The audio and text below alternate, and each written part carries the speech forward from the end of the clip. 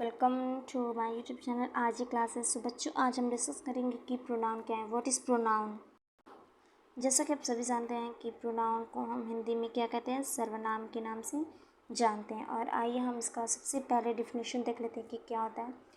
Pronoun are word which we use in place of noun, यानी कि जो noun के स्थान पर प्रयोग किए जाते हैं वर्ड, उन्हें हम क्या कहते हैं, प्रोनाउन कहते हैं। ओके जैसे कि ही, सी, दे, हिम, हिज, etc बहुत सारे ऐसे हैं एग्ज़ाम्पल हैं। जैसे कि देखिए ही इज़ ए टीचर, ही यहाँ पे हमारा क्या है, प्रोनाउन है। इट इज़ न्यू, फिर दे आर लेबोरियस, ये भी हमारा प्रोनाउन है।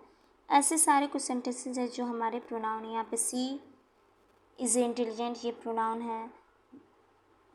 यहाँ पे there are 50 boy in my class. Okay ये कुछ एग्जाम्पल हैं। आइए हम कुछ और भी बातें बताते हैं। हम आपको कुछ इम्पोर्टेंस ऑफ प्रोनाउन के विषय में बताते हैं कि इसके महत्वता क्या है, ये क्यों हमारे लिए इतने महत्वपूर्ण है।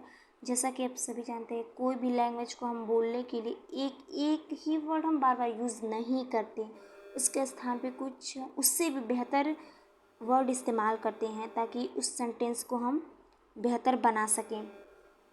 जैसा कि आप सभी जानते हैं, हम आपको कुछ वर्ड बोल रहे हैं, ध्यान से सुनिए कि Mohan is a student, Mohan is intelligent, Mohan father is a bank manager. देखा बच्चों, आपने देखा कि मोहन कितनी बार रिपीट हो रहा है। सो ये बहुत ही भद्दा लग रहा है क्योंकि मोहन बार बार रिपीट हो रहा है।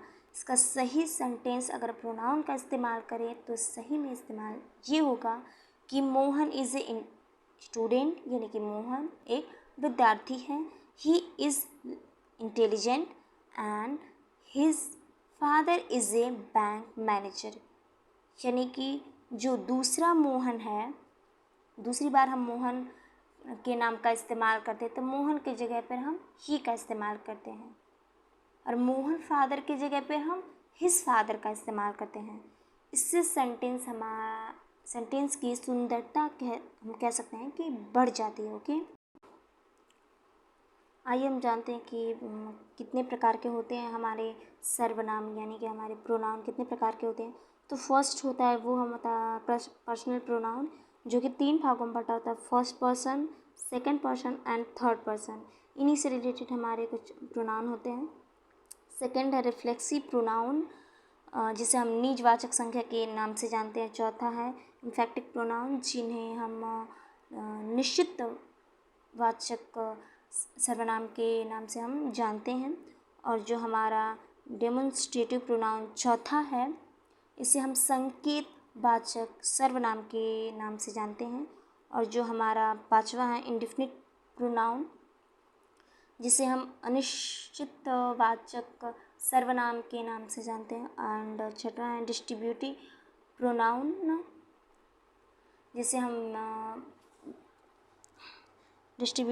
जिसे हम विभागवाचक कह सकते हैं या फिर विशिष्टवाचक सर्वनाम के नाम से हम इसे जानते हैं।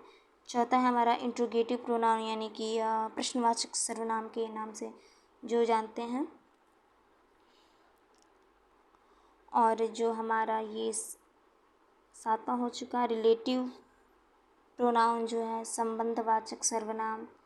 एक्सक्लेमेटरी प्रोनाउन है, इम्पर्सनल प्रोनाउन है, रेसिप्रोकल प्रोनाउन है।